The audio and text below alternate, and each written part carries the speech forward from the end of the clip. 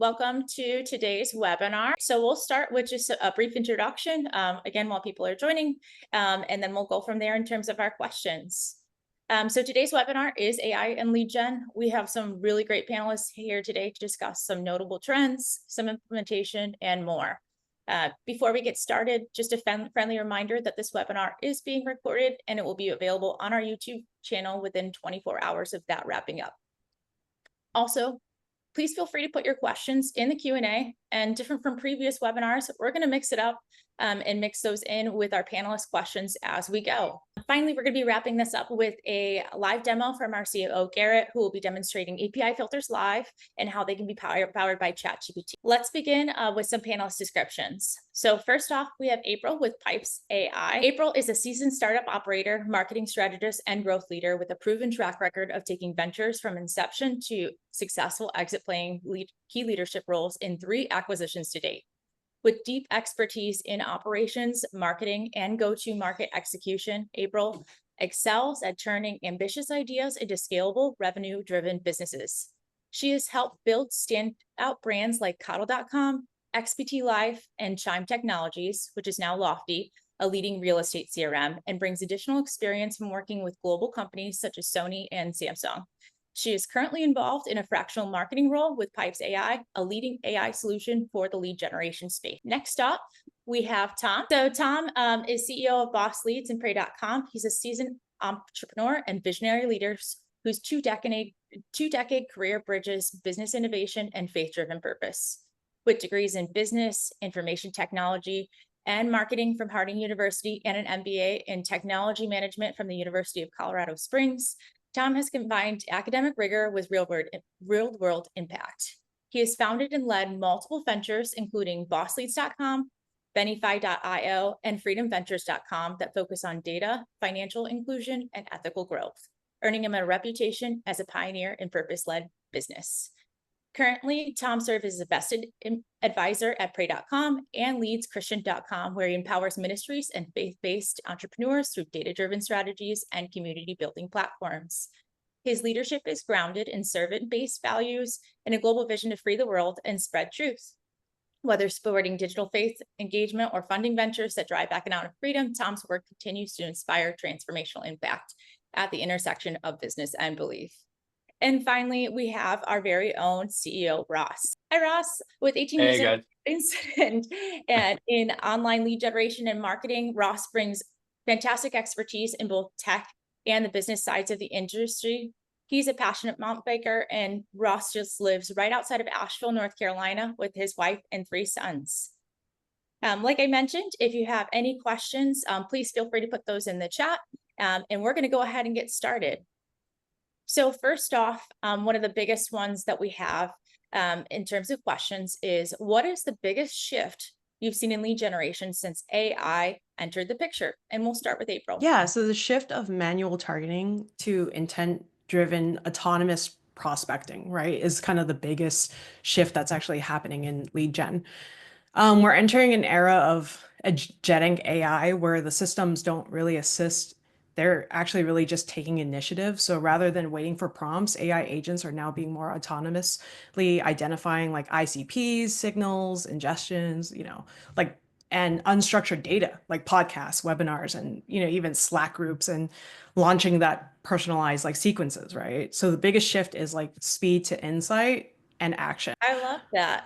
And thank you for those insights. Tom, I'm going to shift this question to you as well, and then we'll go to Ross, because I think this is a good one to start and kick us off. The question was, in terms of the biggest shifts you've seen in lead generation since AI entered the picture, what's your ideas in terms of that? Yep. I think you're going to see it at the end of this call, a demo, but I would say witnessing ChatGPT Pro to what it is now, where it can automate web tasks, it can boot a virtual machine, it can run a browser, and gather insights, it can turn that into reports, it can create a lead ranking system and actually give you leads all in one, is the biggest shift I've seen in AI lead gen in the last couple of years. We're really excited to see where the space transforms. And finally, Ross. I think the biggest shift is people actually using it now in real time. Like Tom mentioned with the ChatGPT Pro, there's APIs and you can get this real-time information and make decisions in milliseconds, based on these AI platforms, and I think that's going to really change our industry a lot and give our users and the industry a lot more, tools to decide whether or not they want to buy a lead or make this action. In terms of AI, before we started this webinar, we actually discussed some of the new tools that we're using and testing as a group.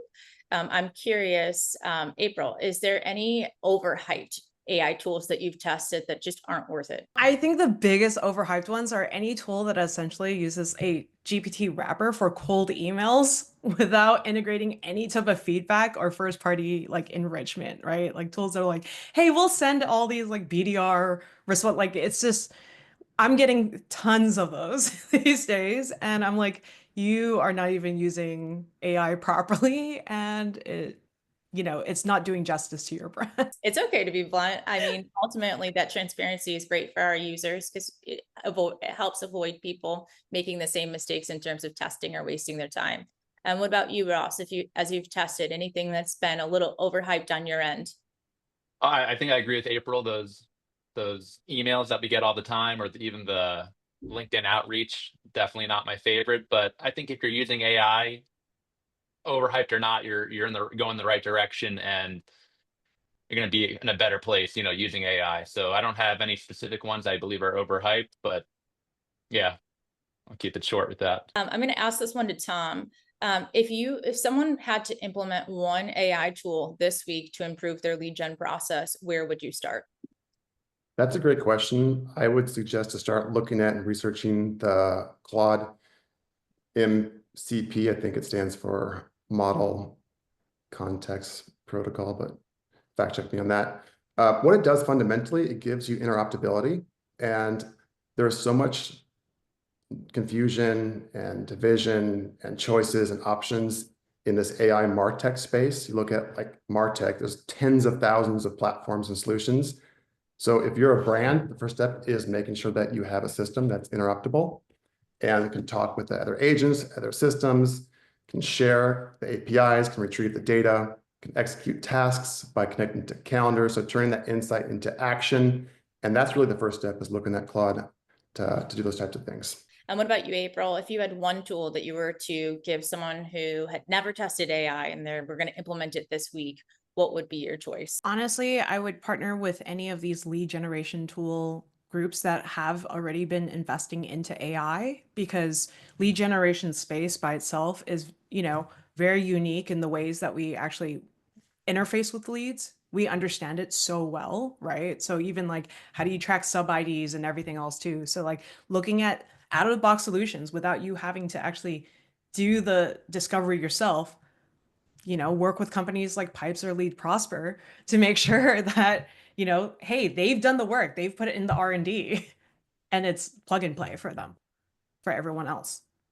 That very much leads me to my next question. What's one low code or no code AI workflow that you've built into your own personal process? Conversing with ChatGPT about anything business related, whether it's a meeting or preparing, our employees for their quarterly reviews or their quarterly goals, or just formatting everything nicely. ChatGPT has helped me immensely, save time, and put together, great presentations, or I guess really then it's a time saver for me, and just putting my thoughts down, I'm able to brain dump and then get a nicely formatted document back or plan of action.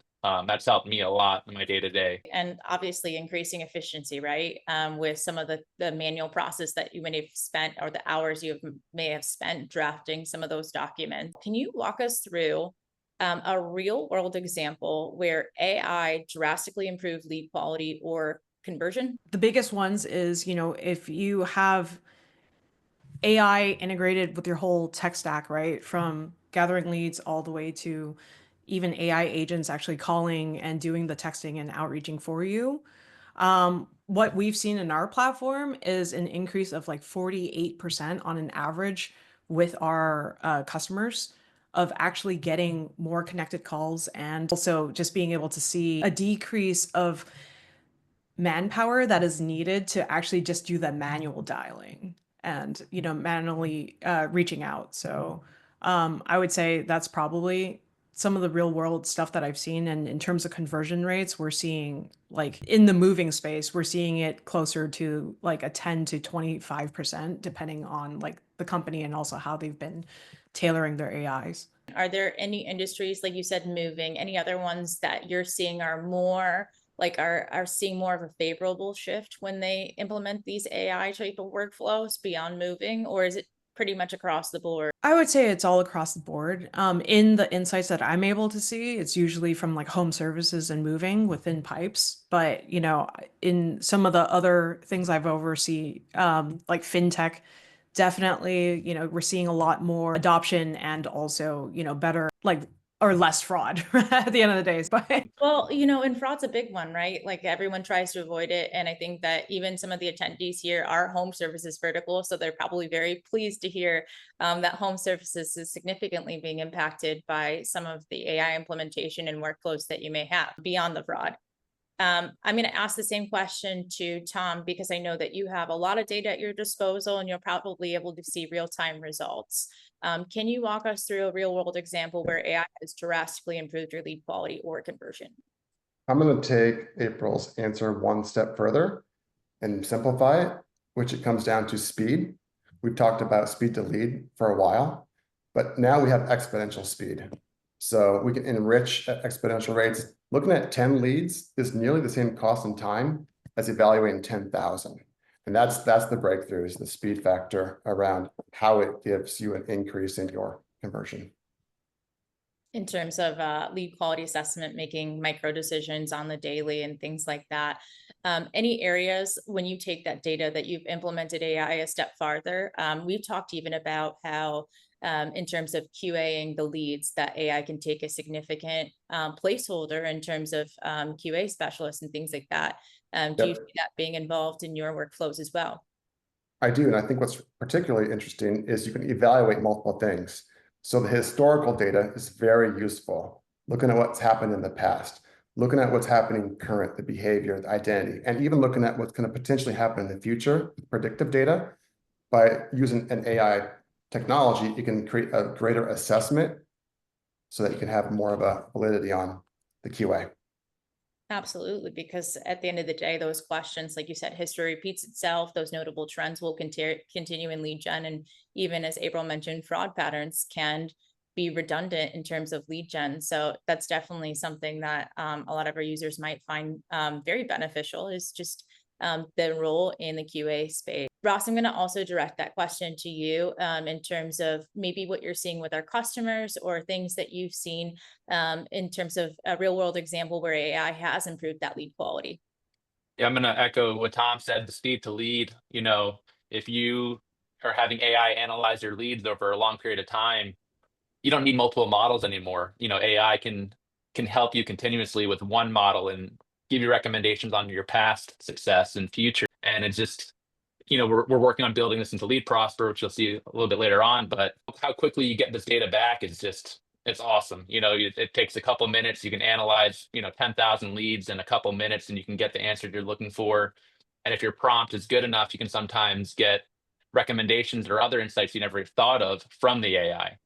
And the AI is always learning, and just, again, like what Tom said, the speed it's crazy now. It used to take so long. You'd have multiple data analysts. You would wait for these models to be created, and it would be a waiting game. And by the time you get the results, things have changed, and now it's almost instantaneous. And it's fun to watch this, you know, happening before our eyes. In terms of, and again, this kind of goes in relation to just like a QA type of functionality.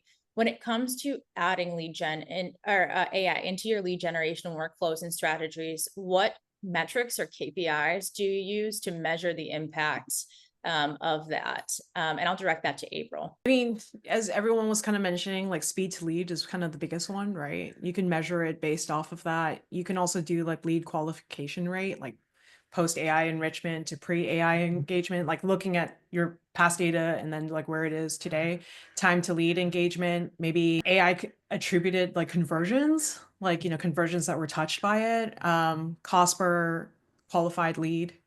So like that's at the end of the day, AI isn't here to like solve all the problems that you have, right? It's ultimately like, can you sell this product? And is it going to bring revenue at the end of the day? So like you would still use the similar metrics that you would probably do for your normal business KPIs, but recognize how much more you're going to grow exponentially because of the saving in time and all of these other things. Like, does any tool work? At the end of the day, it's just a tool. I think I'll shift my question because I completely agree with your viewpoint on that it is, those metrics kind of stay the same. When it comes to data accuracy, there are a bunch of AI tools out there that you can use in terms of measuring the accuracy of each AI tool. Do you have any strategy of doing that? I can either ask April if you want to answer, or I can direct that to Tom. Any thoughts on that, April? Yeah. I mean, at the end of the day, right now, the biggest challenge about AI is hallucinations, right? They're very confidently telling you, yes, this is the answer. So you do have to have a human in the loop for everything that you're still doing. Like human QA is still going to be here for a little while until you have a model that you actually continue to trust over time, right? So you still want your specialists on there. You don't want to just fully trust in like the AI building upon itself, because if it's building on top of your hallucination, it's going to go lead astray. So I would still have a human oversee everything over time. And in just the same way that, you have a manager or a leader that's always watching your teammates to make sure that, hey, we're all, singing the same brand, we're all actually like painting and focused in the same values, you still need that. And that human component doesn't disappear. I think the hallucinations are entirely true. I mean, there was a point where ChatGPT didn't know how many R's were in strawberry. It is one of those things where we laugh about it, but also when it comes to real world implementation, I think that some people might have that fear of what is the accuracy. I'm going to ask that same question to Tom. When it comes to evaluating the tools, I know you mentioned Claude is a favorite of yours. How are you determining the accuracy of those tools? I would measure it to lead generation is two things. It's net new acquisition or retention. And so what I would do is I'd measure it to the brand strategy and impact that you're having at the top, not the metrics down below. The same KPIs exist operationally: efficiency, quality, consistency, conversion. Engagement's the big thing to watch when it comes to KPIs, if it's moving or not. And then to create new KPIs, you can now measure the metadata with AI. That's what's really interesting. If you want to find new KPIs, don't look at the data, look at the metadata, the tags, the labels, the attributes attached to the data. And that's really where you can create new KPIs that then shift your brand strategies. I think that's it's a layer onto what I think most people expect or are looking at today. And in terms of anything that you're using to evaluate the tools that you may be testing, are there any particular metrics that you're looking to evaluate the quality of the responses that you're receiving from each of these tools? Yeah, I agree with April. The hallucinations are real, and I think the only way to really, measure or to watch over it is to have that human involved. You decides if you are expecting a certain output, only the person talking with the AI knows what they're really looking for. So you have to constantly check the answers and give it that feedback loop. And I've seen craziness from bad code to even bad suggestions. And sometimes it's funny when you correct certain AI, agents, that they thank you for it. But you just really have to, like April said, have that human involved and who knows the product or knows what you're looking for, and constantly checking over the answers and making sure the AI is going in the right direction. If you were to estimate the time or even like the intervention points after you implement and fully go live with that trained person, like how often should you be having a human touch point check in? I would say as often as possible. Even my own prompts, I'm always asking it questions, or something Garrett and I love, to do with AI is have the AI ask you questions, have it ask you uncommon or even weird or obscure questions. The more AI can understand where your mind is at, the better it can dial in. And if your prompt is too vague or broad, it might be pretty good, but it's not as good as it can be. But if you have it ask the questions that you didn't even think about, that it might be thinking about, you can get to a better point with that AI and get it, dialed into where you want it. So I think it's almost daily, depending on your prompt and what you're trying to do, and just always, refining it and tuning it I don't want to say it's a never ending process, but you know, In the we're not grind. at that point, but right now it's just a never, I don't want to say never ending, but you know, you can always be training it and making it better. I'm going to ask that question because I know, April, you're looking at scalable models as well. How long is it taking you to train like a go-to-market, like 100% you feel confident product, or have you gotten there to where you don't need as much of an intervention point with humans? I would say it depends on like the service that you're using out of the box, right? Like the training models that we use, I know like currently we're using like a Claude model that's on there, but we're always testing to see which models we want to use, and we plug and play the different like the ones that are actually, superior at that moment, right? Because AI is changing so much, we have to make it that way where it's like, oh, ChatGPT is actually outperforming right now. Crap, now we have to we're gonna plug that one in instead of Claude. The recommendation I have, by the way, with what companies should do is you should have a grading system of your ideal answers, and also like how have those questions that really speak to the value of your brand, what you want to deliver. And then once you have those benchmarks, you can run those benchmarks and test those same questions with all the different models that you have and see which one matches your brand the most at the moment. And of course, there's going to be a lot of like reiteration and changes as they're learning, but out of the box, that's one way to actually do it.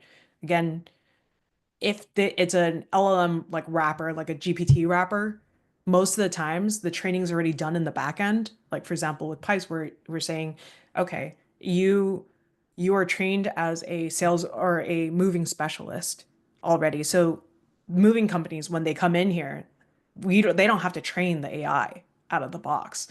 They already have the mindset. You are the moving specialist. Here's, you know, and you're a customer service rep. You're amazing, you're sweet, you're kind, or you're funny and snarky, and you get to choose those as attributes right out the box. So you want to work with those partners instead of kind of creating your own GPT. And I like, again, reiterating, like partnering with people who's already in lead gen allows that training to have already been done, because they've done 80% of the legwork, and that 20% is what makes you special with your brand. So working with leads Prosper, they would be able to say, oh, okay, I know exactly the ICP already.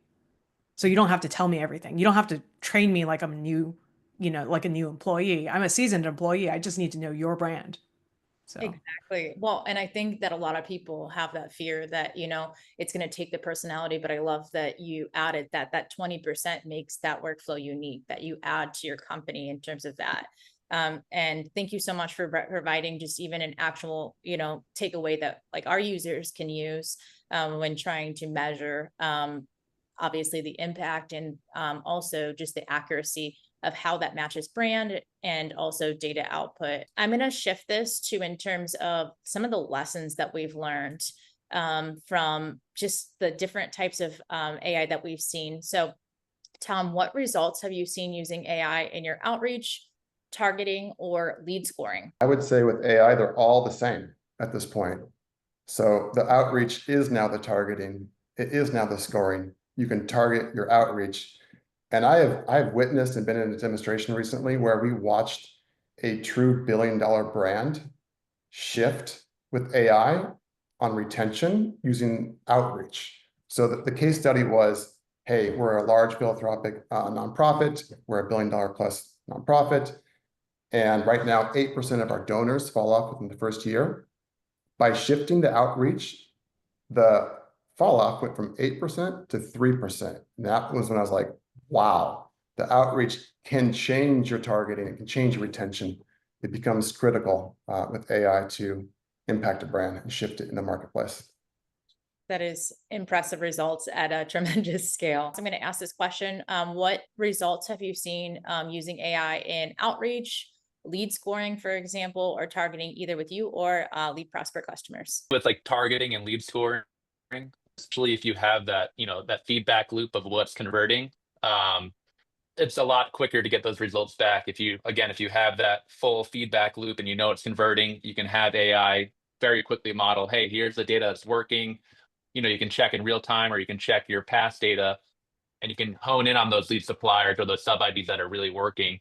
And again, it just comes back to, instead of having a few data analysts, looking over this over a week or two, you can get these results back in, minutes and make changes very quickly. So I think, it's definitely going to help lead aggregators or suppliers or buyers is, very quickly, change what they're doing.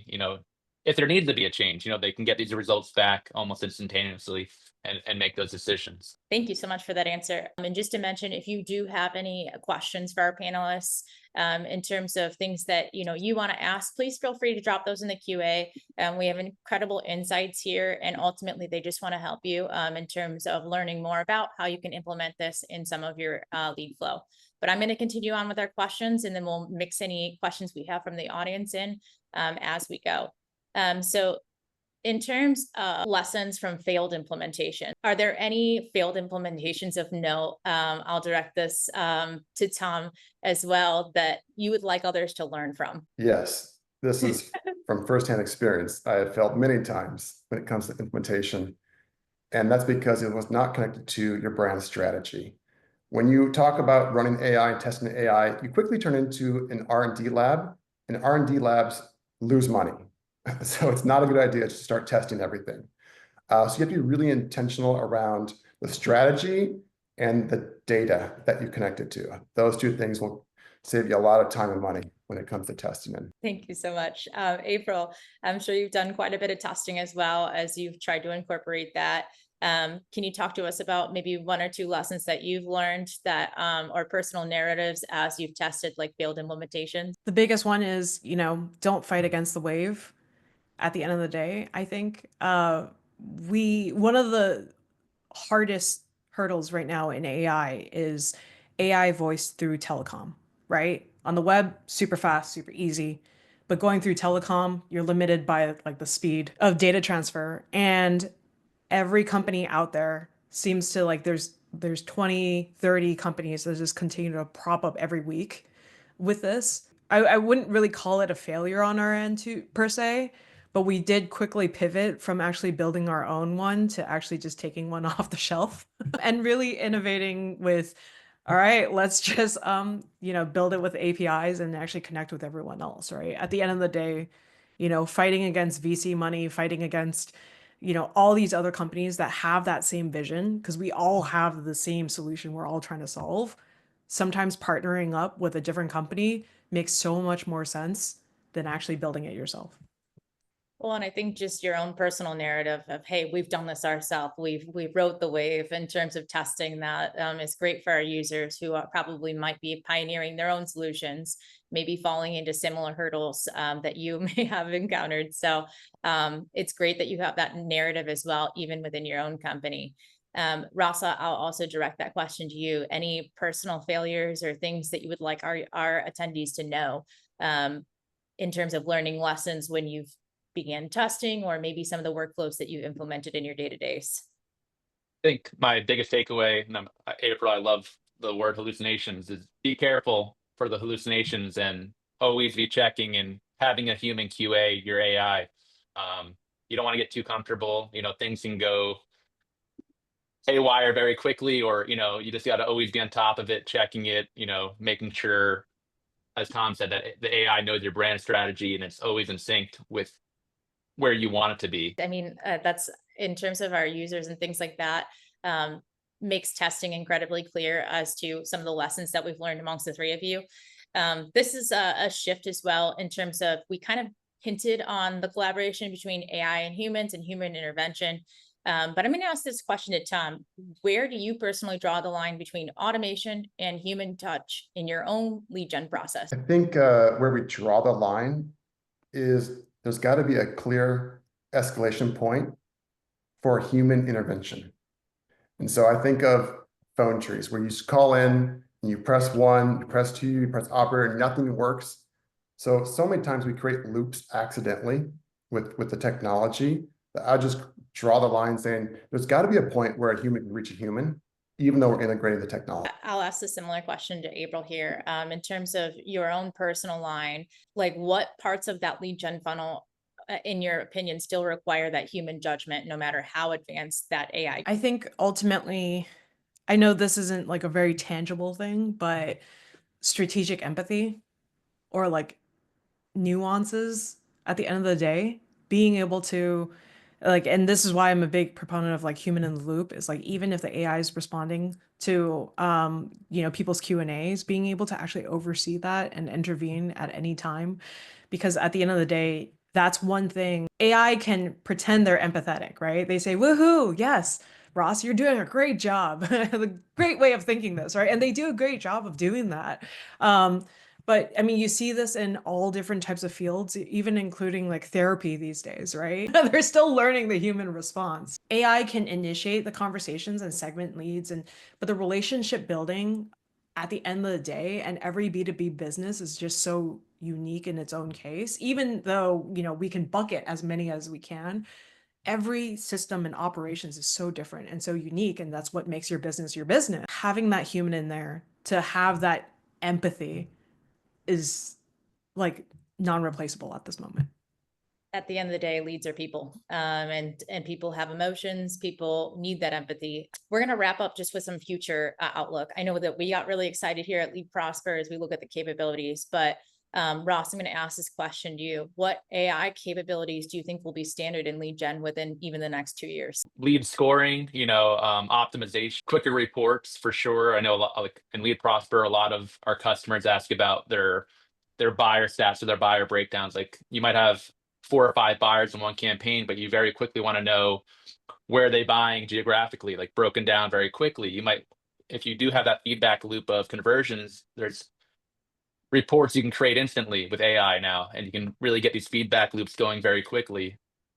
So I think it's really gonna, for Lead Prosper at least, it's gonna be all about the feedback loop, optimizing your sources, your buyers, and just really optimization overall in every sense, from geographical to lead scoring to quality to delivering a better product, to your end buyers. I'm going to ask that same question, I think, to everybody on this panel, because I think that this is an important one as people, realize like what should they be looking at even today. In terms of the AI capabilities that you think would be standard in lead gen, even within the next 2 years, what does that look like? We're going to see more division in the states having their own unique laws. We're going to see the TCPA get more complicated. We're going to see more of all these regulations or rules when it comes to compliance and privacy the next 2 years, which don't exist now.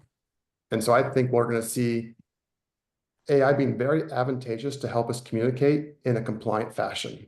It's very difficult to manage whether you're a call center, a text partner, a direct mail partner. They all have different types of things to consider: opt-out lists, rules, deliveries, certain laws that they have to follow. So I think it's going to see a consolidation of the compliance and the privacy space to make communication more effective and consistent for brands. That is a very powerful point that I don't even think we touched on, is the legality of things and the state laws that are changing. I think that even with one-to-one, it brought up the mention of state diversification in terms of some of the laws that we're seeing. And we'll conclude this last question in our panelist discussion with April in terms of the API or AI capabilities that you're going to think that might be standard in lead gen in the 2 years. What does that look like? Yeah, just better like live voice and video AI agents for real-time demos and like pre-qualifications, being able to actually understand where the predictive like buying windows actually are, and ultimately being able to surface up like micro targeting at scale, right? And saying like, hey, this lead seller is selling this right here. We know that, Texas is doing better than California. Let's give that back to the feedback and let's like double down in Texas right away, right? Like get me more leads in this location because it's working. I could see that happening in the next 2 years very, very quickly. Realistically, it's happening now, but Yep. I would say we're in the, kind of crawlish walk phase, but we're going to run in the next 2 years, definitely doing that. AI continues to change so rapidly. We were talking earlier about like Google VO, right? Before we even hopped onto this webinar, and like having video video synced with voice now is so impressive that actually in the next 2 years, I have some ideas of where we're going to go, but I think it's going to be a lot of personalization at scale at the end of the day. So whether it's gift giving, whether it's like someone just showing up, whether it's ads, obviously already predictively showing directly to you, but it'll just say like, hey, April, this is what we need. I don't think that total recall is like happening in the next 2 years.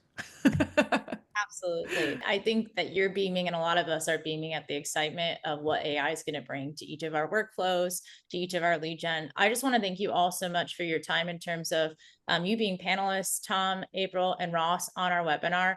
We are going to shift this conversation, but we are going to put their contact information in email in that follow-up email, as well as the YouTube links. If you did want to reach out personally and connect with each of these individuals, they bring a ton of intelligence and skill when it comes to AI and implementation. So great resources to have. But I'm going to direct this conversation next to Garrett so he can do a demo of our API filters powered by ChatGPT. Everyone, how's it going? Yeah, so I'm going to share my screen real quick and kind of give you guys a rundown of what we can do here. So a few months ago, Lead Prosper, we introduced what we call API filters, which are basically filters that can run against an API and then allow or block leads dependent on the API's response. And so where we saw an area for improvement was actually the ability to implement this with the ChatGPT API. So I'm going to kind of showcase two very basic examples of how you can use the ChatGPT API to filter certain leads. The two examples we're going to do is a profanity filter and a zip code radius filter. So the first one is going to look at if there's any profanity inside of certain fields that are being sent in. So let me pull that up real quick and I'll show you. So inside of our campaign right here, we have our filters, and this is what our API filters are going to look like. This is our profanity filter. So with OpenAI and ChatGPT, their API, you can get as advanced as you want with it. This is a very basic version of it. But basically, your prompt will include a system role where we're just going to say you are a helpful assistant, helps determine if the text being passed contains profanity. Then you have your user role. That's where you're going to pass along the actual prompt with the data points that you're getting in from your leads. So what it's going to do is we have it set up with our campaign fields, and it's going to look at first name, last name, and comments, and the values there. And it's going to look to see if there's any profanity. The prompt returns either yes or no. We have our response mapping, just like you would with any API call. And then what we're going to do is basically block anything if it contains profanity or allow it if it doesn't. So I'm going to open up Postman real quick and give you an example. So this right here is a simple post into our Lead Prosper campaign. And if you see here under first name, we have a name, last name, we have a name. But then in the comments here, we have the words, I don't give a damn. So if we were to run this through the filter, this is actually going to post into our campaign. And then you're going to see in real time that the filter actually runs and rejects the lead. So if you see here, now we got a response back down here. It says rejected by API filter, rejected due to the profanity filter. So if I were to go back and I'm just going to generate a new, very quickly using our API specs, a new list, new example of a payload, and I'm going to send this again. And if you see here, there is no profanity in first name, last name, or in the comments field. Right here, we're going to run this again, and the lead was accepted. So what happened in the back end is that when the lead was sent in, our API filter ran. It sent a post to ChatGPT's API filter, ran that I showed you earlier, and then it looked at those three fields that we passed it, and it looked for profanity, and it decided whether or not it was profanity or not. In the first case, there was profanity, blocked the lead. Second case, it was accepted. So this is a very base version of something that you can do to kind of work with dynamic data in real time and be able to dynamically allow or block leads based on any number of combinations you want using ChatGPT. So for another example that we have, we built a quick prompt to do zip code radiuses. So what that will do is basically we will send it a zip code, and it is going to, the system prompt is asking it to look for if a zip code is within a certain radius of Asheville, North Carolina. If it is, it's going to return yes. If it's not, it's going to return no. And we are going to block leads if the zip code comes back as no. Our role as the user is going to be is the zip code, and it's going to send the zip code from our lead within 50 miles of Asheville, North Carolina. And it's going to be very simple. It's going to hit it. It's going to post out to ChatGPT, and ChatGPT is going to tell us, is it within 50-mile radius? Yes or no. So let's run a test real quick. Again, in Postman, this is actually running on the pre-ping. So the only data that we need to send are the phone and the zip code. So the first zip code I'm going to do is going to be for Oakland Park, Florida. So I'm going to run a test here, and our pre-ping returns back the API filter says the zip code is outside the allowed radius, which makes sense. It's a few hundred miles away. And then if I were to change our zip code real quick right here to a Asheville zip code, and I'm going to run this test again, and you see that the test was accepted. So again, sends out a post to ChatGPT. The prompt is run. It looks at the data that was sent from the lead and then gives us back a simple response. Now, these are two very basic examples. You can get as complicated as you want with it. It's really about creativity here. So these aren't the only things you can do. But what this highlights and showcases is that with our new API filters that we have, you can now run lead data however it comes in, however you want, against ChatGPT and filter based on it. And you can get as creative as you want. I've seen prompts that are hundreds, if not thousands, of characters long, or you can do something as simple as a zip code radius or anything like that. So, and API filters can check against any API. So you don't have to use ChatGPT. It could be any AI agent that you want to use to check that data against. So yeah, those are just two very kind of baseline examples of what you can do and how you can use them inside of Lead Prosper right now to start filtering and optimizing your campaigns. I had a question for you, Garrett. You mentioned that there's so many possibilities beyond even the ones that are basic. What are some trends or things that you've seen even our users implementing or beginning to test with API filters, and specifically some of the AI? So we have seen very base level lead scoring being done with the API filters in general. I mean, you could ping any API that you have access to, for example, an internal DNC list. So some people have already built their own internal lead scoring system, so they can just ping that first and then using the API filter. That's not really using AI unless it is on their back end. But in terms of what people are using it for right now, checking if data seems legitimate. A great example is home services and legal. Right now, you can create a prompt that will take all the data that you have available, send it in, and then allow, depending on what the prompt says, it can generate a response, analyze all the data, and tell you, does this seem like a legitimate lead or does something seem off? And there's so many different data points that can be sent and used to train these. Home services is a great example. You can check things like if an address even seems to be, I've seen people check to see if an address is owned by a person or if it's a commercial property, and they're able to check against it. And really it comes down to how you set up the prompt and whatnot, but you can get as creative as you want. Legal, financial, I haven't seen too much, so I can't really say much on that. But really it's whatever data you have, being able to think creatively enough to create a very interesting prompt and seeing what comes back. Something that was pointed out earlier is this isn't a very set it and forget it type of system right now. You still need to be training your agents. So don't think that it's going to be always as accurate as can be and it's going to be 100% accurate, but you can take great leaps and bounds very quickly by implementing and analyzing your lead data using AIs. But I think a cool example I've seen is where you take all that lead data, you send it to ChatGPT to analyze it, and everything might look good. The email might have even passed, Bright Verify or email validation. But I've seen one where it was like John Smith, all the other data looked good, but the email was like, do not email me at gmail.com. And a basic filter might not catch that, but ChatGPT recognized that right away. And it's probably not the best lead, even though it passed all your other validations and other things may have matched.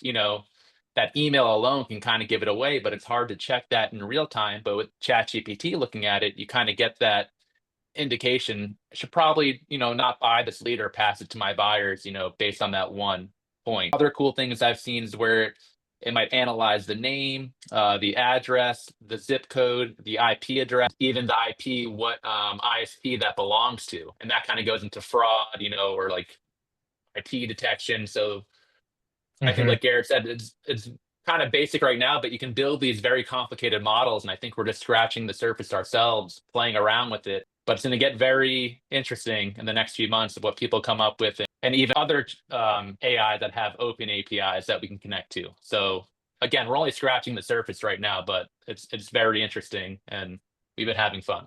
And off of Ross's point, another thing that I saw that was very interesting, where people were creating, for example, your form might have a comment section where you can enter a block of text, and ChatGPT will analyze that comment section and see if it seems legitimate or not. Because a lot of bots, when they're filling out forms, they may either leave it blank, they may add fake characters or that appear blank, so that it might meet the requirements. So let's say, for example, you need to enter something 8-character limit, it'll enter in 8 spaces, and ChatGPT will recognize that if you train it well enough, and it will detect, okay, this seems a little bit off. You could also pass other data along that could be used for detecting, such as time on page, how long it took to fill out the actual fields and whatnot. If you have access to this data as an O&O, you can pass that data through. There's no stopping what you can do to detect whether or not the lead seems real or not. Because if you're telling me that it takes, if it's not autofill and it took you like a half a second to fill out an address, chances are it's being filled in, I don't want to say fraudulently, but using a bot or something along those lines. So being able to detect those things could be huge in preventing fraud, but also the legitimacy of a lead. I had a follow-up question because, Garrett, I know that you put a big emphasis on like testing and training some of these models when people are building, not from the ones that we have that are pre-populated, but their own. Is there a certain point of time that you would recommend training a capability or testing before going live with a filter powered by ChatGPT or one of the other AIs? What I was doing when I was testing is I was actually the filters that I were using weren't live. What I was doing is I was testing them against data that was coming in. And then by doing an export after the day, running it, and then just analyzing it to see what flagged and what didn't. And that allowed me to get the data that I needed to determine whether or not it was doing what would be considered a passable job at detecting the prompts that I was passing along. Again, there's always going to be situations where it could be off. And, maybe when you first start going, check daily, then you could start checking weekly and start analyzing to see how off it is, and learning, looking at that data, analyzing it, and determining how the best way to train the prompt better. Because again, you're also limited by what your prompt says. So your prompt also adds a certain level of error that could occur. So, it may not be training the AI differently. It may be tweaking your prompts, tweaking the data sets that you're training it off of. Again, I don't claim to be an expert in any way, shape, or form when it comes to AI. But if you're able to think in a way that's a little bit outside the box, it's really easy to build these prompts and to train them and build off of them. And there's so many resources available now that can help you as well. Just go to YouTube right now, Substack, any of these platforms, and there's so much content being put out for free that can teach you leaps and bounds more than I ever could about how to do this. And just do your research, do your due diligence, test it. Again, I tested it against data, not live data, not in real time, and then use those prompts when I was happy with it to then build out my AI. But yeah, I would say a few weeks to 30 days worth of testing could be more than enough. Again, you have to think about this in real time. If you have a high volume, be very careful. Do a lot of testing. You might not want to implement this, a filter like this in real time when you're talking about hundreds of, if not thousands of leads per day or per second or per hour. That's where it could get real tricky and could cause a lot of issues. But you could also be running it on secondary campaigns inside of Lead Prosper. You have the ability to daisy chain campaigns together. So send it across to another campaign and start testing it that way as well. That's a fantastic idea for implementation. Ross, you have your hand raised. Did you want to add to that? Yeah, I like what Garrett said. If you are buying in high volume, good idea is to export your data, upload that to ChatGPT, and cross, check your prompt with that data that you've already collected. And I think April kind of touched on this earlier about how the word she used in her prompt, I think it's all in the prompt. And if you want to get better at using AI, like Garrett said, get on social media, go on YouTube, look up prompts people are using to get specific answers. Again, it's all in the prompt and how you ask it and what you tell that AI that it is and how it should think and what your brand strategy is. Like Tom said, the prompt, I'm going to repeat myself, it's all in the prompt. It's so important that your prompt tell that AI agent what you're trying to accomplish, and the less holes you give it, the more accurate it'll be. So study about prompts, read more about it. There's so many, I see it on Instagram all the time about how to prompt it for this, how to prompt it for that. And, these certain words or ways to use our English language or whatever your language is will help that AI agent get you to a better place. And I think that's where people need to focus their time on the prompt. I think that some people can get enthusiastic by just throwing on filters, and then obviously they're rejecting a certain amount of data that might not be accurate. They may be, losing money, but at the end of the day, like if this is trained well, if this is vetted, then it could essentially save a lot of time and money. I'm going to wrap up this webinar, which is kind of a loaded question for you, Ross, but in terms of Lead Prosper and AI, what's the future? So definitely the API filters that we showed you today, that's going to get, better and better. And I think the real future and what we're currently working on is more insights and analytics on your data, especially if I want to emphasize this a lot, if you're not already getting this feedback loop from your buyers or your end sources, start collecting that data. We want to make that full feedback loop of knowing what data converts, because very soon we're going to be able to generate these AI reports that show you what suppliers, what sub IDs, what time of day, what is the best demographic, what is the best converting demographic of your campaign to help you hone in if you are buying media to maybe Tuesday between 12 and 4 for, date of birth, age 25 to 35 is your best converting your leads. You might want to focus on that. So I think it's what we're calling insights and analytics, and just helping people get, again, more insights on their data and what's performing. I think that's going to be the future of Lead Prosper. Well, and it's going to make real-time decisions for our users quite powerful, in addition to the things that we already have in place that our users can implement today. I just want to say thank you again to Ross, Garrett, Tom, and April for your time today. This has been an incredible webinar, and I hope that a lot of our attendees on this have learned a lot about AI and how they can get started even today. And this recording will be available on our YouTube channel within 24 hours after this is ending. And we definitely will put links and emails to each of the panelists here in case you did want to reach out as a resource. Again, we have some really intelligent individuals on this panel, and they're excited to connect with you and share more. Have a fantastic rest of your Wednesday, and we look forward to growing with you more here at Lead Prosper.